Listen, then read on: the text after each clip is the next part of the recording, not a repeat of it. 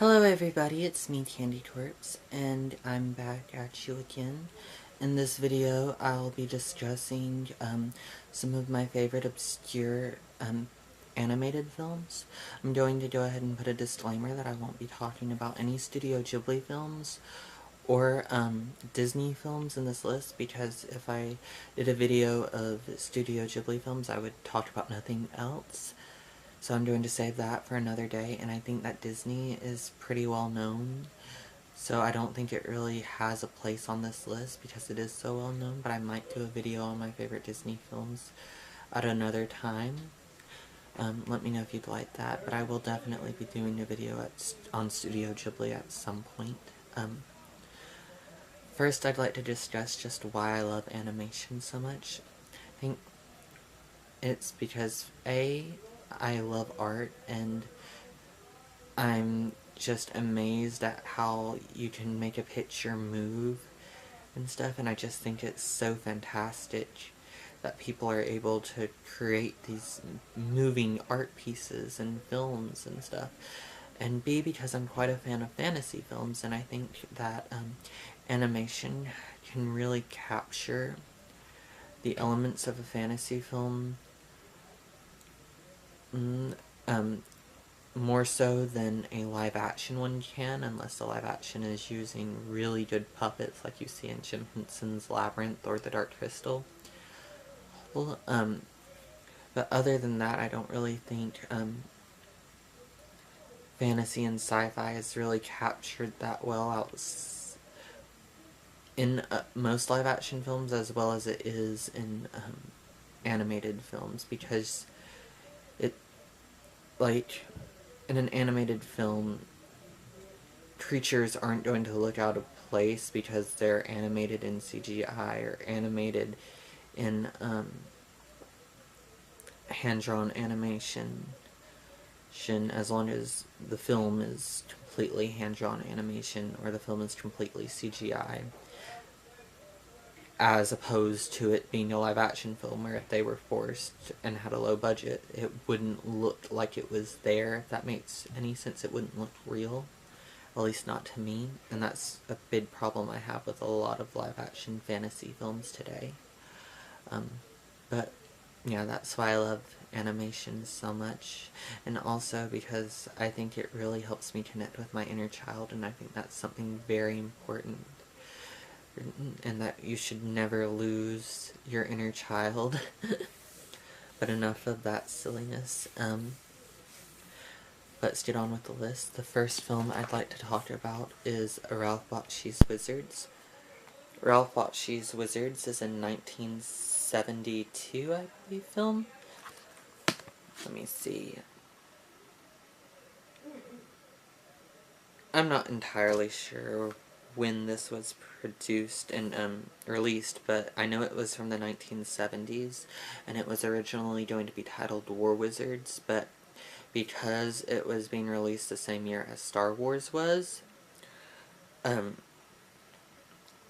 George Lucas actually asked Ralph Bakshi if he would change the film's name so there would be no confusion, and so it was just simply given the title Wizards. It is about two brothers who are wizards who were born into this post-apocalyptic fantasy world where technology, years later, after technology has destroyed human civilization and the remnants of it are mutants, and so the fairies have finally returned to the land now that it's partially clean again, and the mutants reside in the Badlands, as they're titled, I believe. It is a mix of hand-drawn animation, and it is some of the best that I've ever seen. The character designs are fantastic, and as well as rotoscoping, which I'm not usually that fond of, but I think it really works in this film with how they use it to, because they use Nazi propaganda as a form of a weapon against the good guys, the bad guys do. And it does not promote Nazism, please don't think that. The bad guys are the ones using Nazi propaganda, and propaganda or technology of any kind and is outlawed in this film, it's considered a bad thing, which I don't necessarily agree with, but I think it's a really good commentary on how man has sort of let technology overpower itself, and also how technology has polluted the planet, and how technology can lead to things like World War II, etc. But it's also a great fantasy film, and it has some of the best animation I've ever seen, like I've already stated, and I love the character designs and the world building in this film. It's fantastic. I mean, look at this, and let me find another good picture. And stuff like this. It's very much so a 70s film, as you can probably tell, but it also has some of the best backgrounds I've ever seen. Like, my god, the background work in this is so phenomenal. Like, it's so detailed. I love it so much. The next film I'd like to talk about is one I previously mentioned in my month of July video. I am, of course, talking about Fantastic Planet, which is from 1973. It is about these humans who are called Ohms, who live on this distant planet, and they are basically the pets of these giant blue creatures called the Drogs. And I think it's really talking about how we treat our animals and how we treat our pets and things like that. And it's also, I think, a really one of the better science fiction films that are out there. It's quite beautiful, and this, along with Wizards, has a great soundtrack. Like, the music to both of them is very 70s. Not like rock and roll 70s or anything like that, but, you know, the weird fantasy, I guess, music that you hear in a lot of 70s and 80s films. Once again, the animation in this is really, really good. It's a bit shaky at times, but I think that's probably because it's a product of its time, but I do think it really stands home today. The artwork in it is very surreal, and at times you feel like you're stepping into a Salvador Dali painting, which I love. And I also just love films where it's about a weaker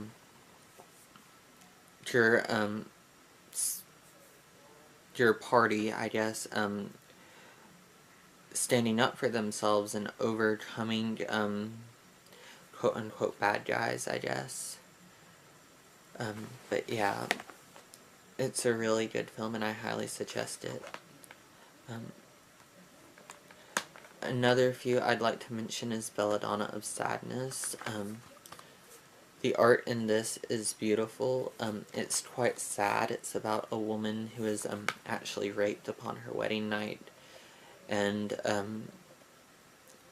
is then taunted by the devil throughout the film, where he begs her to take revenge. And I personally like it because it presents Satan in a way to where he's not exactly a bad guy, and I love films that do that.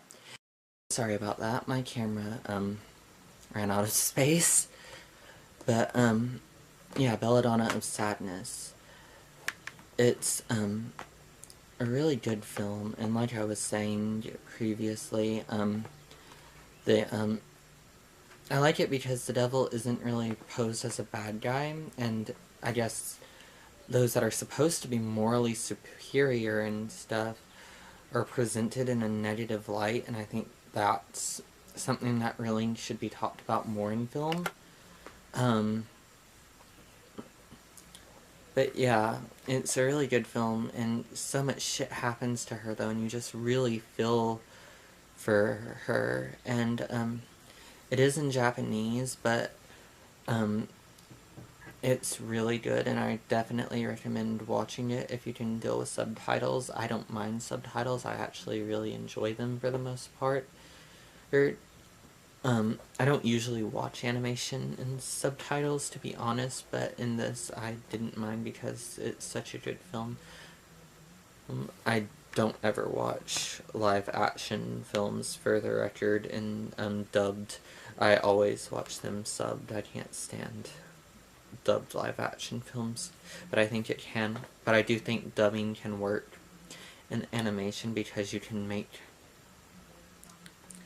the voices sync up with the motions of the mouths, unlike you in a live action film, and also a voice can fit a character in an animated film, as opposed to a live action film, much better, I think.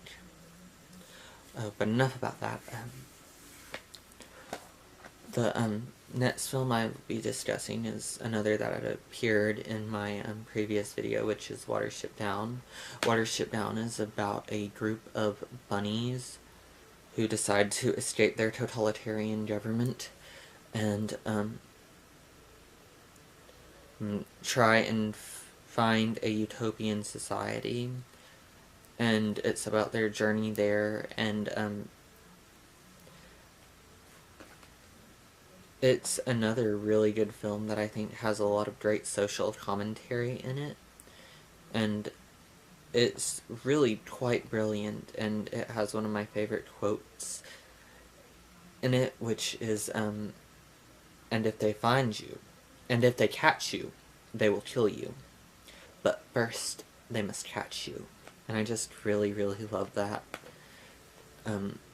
Let's see here, what's another film? The Triplets of Belleville is another really good one, and it's so great at storytelling to me because it has such little dialogue, but you're still able to understand exactly what's going on, and you still feel for these characters, and it makes me feel very nice inside, I guess. It's very warm and cozy film.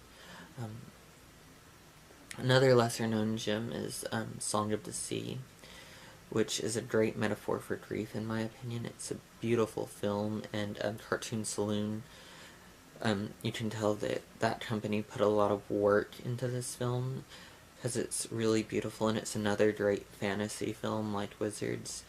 Not like Wizards, because it's much more child-friendly, I think, than Wizards is. But it's just really beautiful, and it's a great fantasy film about Selkies, and about the bond between a brother and sister, and also growing from grief and dealing with it, and I guess what can happen if you don't deal with grief is a good way to put it. But yeah, Song of the Sea, you should all really check that one out. A few stop motions that I'd like to mention are the Laika Studios films. They produced Coraline and Box Trolls and Paranorman, and they're all quite good. I love stop motion a lot. I just think stop motion is so charming.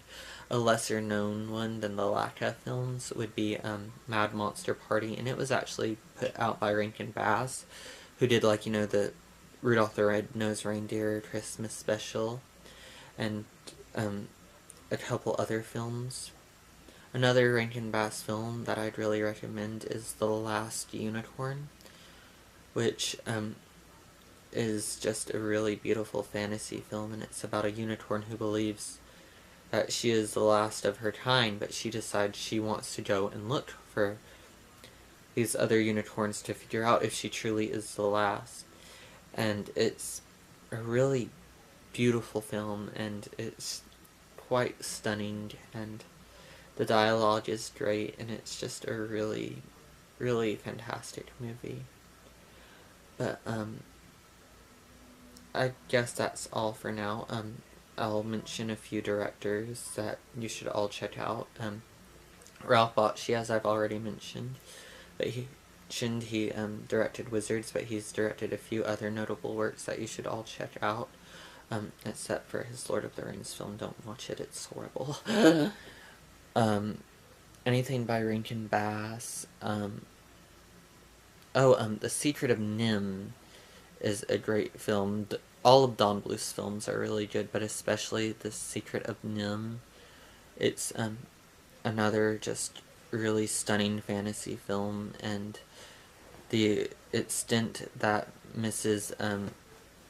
Brisby, I think, is willing to go for her children is really good, and plus I just love films that revolve around mice. And I just love the little cozy cubbyhole homes and stuff that they put into that film. There's a lot of work that you can tell has went into it, and it still stands today. Paprika is another really good film that you should all watch. It's the plot of it is basically the plot of Inception. If you know Inception, you know the plot of Paprika, except I think it works far better in Paprika because Paprika is animated, and you can really capture the essence of a dream world much better in that film, I think, than you can in live action. Another director is Mamoru Hosoda, I think is his name, and he did the films The Boy and the Beast, The Girl Who Leapt Through Time, Wolf Children, and Summer Wars, and they're all really good. If you like Studio Ghibli films, you should check them out. They don't really have the same vibe as a Ghibli film does. They're far more, whereas, like, I think Ghibli is really great at world building. I think Mamoru Hosoda is really great at, putting fantasy in the real world, I guess, and, really good at human interaction and, character interaction and character development. Not that Ghibli isn't good, Ghibli's great at anything in my opinion, but I think that's something that Mamoru Hosoda is really, really good at, is making you feel for a character, and his films are honestly some of the saddest emotionally I've seen. Like, it takes a lot to make me cry, but Wolf Children and